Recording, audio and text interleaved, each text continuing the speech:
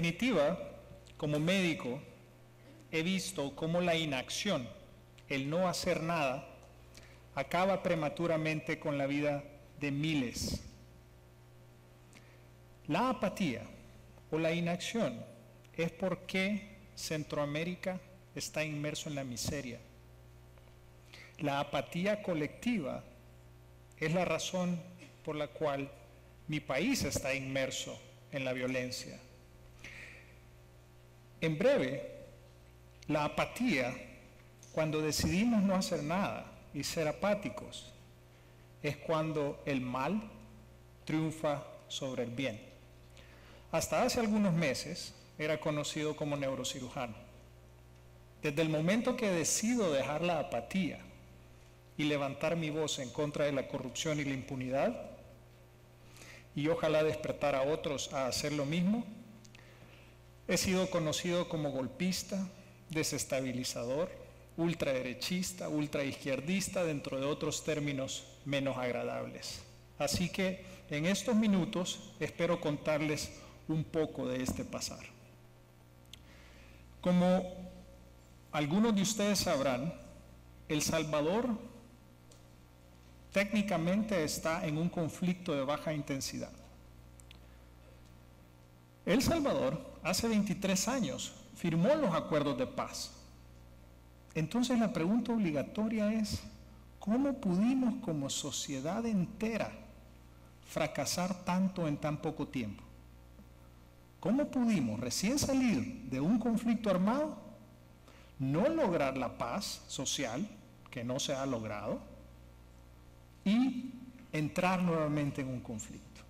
Y estas eran las preguntas fundamentales que nos formulamos hace aproximadamente 11 meses. Esta es la cruda realidad de El Salvador.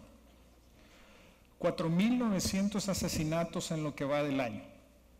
El Salvador es el país más violento sobre la faz de la tierra fuera de un conflicto armado. Tenía que haber una explicación lógica para todo esto, porque en general en el país nunca hemos tenido paz social. Lo que sucede en El Salvador es una historia más de como la ley de la jungla. En la ley de la jungla, el más fuerte siempre se come al más débil, y el más débil no tiene mecanismos de protección para impedir a que se lo coman. Cuando uno analiza la historia de nuestro país, que fue el punto de partida para la investigación que hicimos, nos dimos cuenta que los focos de violencia en nuestro país ocurrían de manera cíclica y ocurrían por razones que eran las mismas desde 1932 con los movimientos indígenas, posteriormente en 1981 con los movimientos comunistas y ahora en el 2015 con las maras. Y la razón básicamente es por la desigualdad de oportunidades, por la ausencia de ley y de justicia que reina en mi país. Quiero ejemplificarles qué es lo que pasa cuando una sociedad decide ser apática. Primero, existe la corrupción común. Cuando nosotros, como ciudadanos, decidimos quedarnos callados ante la corrupción común, ya sea por miedo o por complicidad, la corrupción común se vuelve corrupción sistémica. Esto quiere decir que involucra todos los órganos del sistema. Es como un cáncer, se mueve muy rápido. Esto tiene un problema serio y es que la corrupción infiltra al sistema judicial. Cuando el sistema judicial se vuelve corrupto, entonces tenemos un serio problema, porque ellos son los que se encargan de defendernos en contra de la corrupción. La corrupción sistémica pasa a una cosa que es lo que está experimentando mi país, es el cáncer de mi país, que se llama gran corrupción. La gran corrupción ya no es por dinero, es por votos del electorado. Y eso hace a nuestros políticos mentir sin cesar, hacer promesas de bienes que ellos saben nunca llegarán. La gran corrupción toma lugar en las esferas más altas del gobierno y no es medible.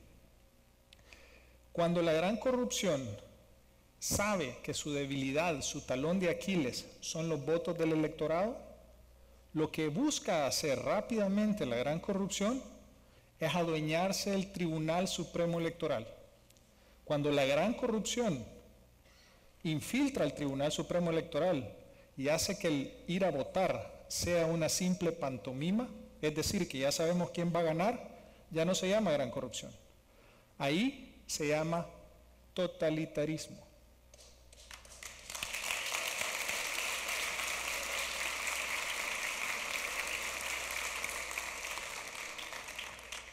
En el totalitarismo estamos pensando que tampoco ya existe la corrupción. En el totalitarismo la corrupción es tan absoluta que se vuelve un modo operativo normal de hacer negocios. Las ciencias cognitivas fueron el único mecanismo que se me ocurrió a mí para poder tratar de entender este relajo que estaba pasando en mi país, la razón del por qué habían tantas muertes. Las ciencias cognitivas, en resumen, son ciencias que se encargan de entender el pensamiento humano y especialmente la toma de decisiones que nosotros como humanos hacemos. Ahí me topé con un término fenomenal que se llama la cultura, y cómo la cultura de cada uno de nuestros pueblos dicta el futuro que tendrá nuestro país. En Chile, la cultura es de reclamar absolutamente por todo, inclusive porque las cosas están bien, reclamo. Créanme que estoy casado con una chilena. En el caso de El Salvador, esta señora que ven ustedes ahí, esa es mi madre. Cuando ve mi primer video de la corrupción, me dice: hijo, te felicito, pero ya quédate callado, ya no hables, porque te van a matar. Entonces me di cuenta de que yo había sido educado para ser apático. Mis padres y mi sociedad me educaron a mí a quedarme callado, a ver las injusticias y mirar para el otro lado, como que si no eran conmigo, no estaban pasando en mi país. Y esto fue el proceso que yo tuve que vivir para empezar a despertarme de esa apatía. El primero era entender qué era lo que estaba pasando y vencer el desconocimiento, porque no tenía ni idea cuál era el problema de mi país. Después de eso tuve que pasar por un proceso de polarización. El Salvador está dividido entre derecha e izquierda. Son mentalidades absolutas y las voces moderadas no existen. Pero lo más difícil de vencer, realmente lo más difícil, fue vencer el miedo. El miedo a que algo me fuera a pasar, a mí o a mi familia, o el miedo a que fuera a sufrir económicamente en mi práctica, porque me había atrevido a levantarme. En general, el cerebro está dividido en 3 puntos diferentes: los cerebros básicos, o el cerebro mamífero y reptiliano, a donde se esconden o están inmersos la memoria, ansiedad y el miedo. Esto no requiere esfuerzo. Nosotros nos asustamos sin necesidad de un esfuerzo consciente. En nuestra neocorteza, que es la parte más grande del cerebro, representa el 76% de nuestro cerebro. Ahí están las emociones que nos hacen poder vencer el miedo. Ahí, en esas emociones, está nuestra cultura, está nuestro amor, nuestra sed por justicia y, más importante, nuestra compasión. Esto sí requiere de mucho esfuerzo y requiere de un esfuerzo voluntario para que nosotros día a día fortalezcamos nuestras emociones y podamos vencer así el miedo. En pocas palabras, lo que se necesita es tener fuerza de voluntad para vencer el miedo. La fuerza de voluntad es un material sumamente escaso, pero absolutamente necesario para cambiar nuestro entorno. La fuerza de voluntad se va consumiendo conforme nosotros envejecemos. La fuerza de voluntad se va consumiendo conforme yo voy creciendo económicamente en mi práctica. Porque ¿para qué me voy a incomodar si yo estoy bien para hacerle un beneficio a los demás. Conforme yo trabajo, tengo casa, familia, deudas, mi fuerza de voluntad se va cada vez consumiendo más y más. Y especialmente el trasfondo cultural, cuando mi madre me dice, quédate callado y dedícate a trabajar.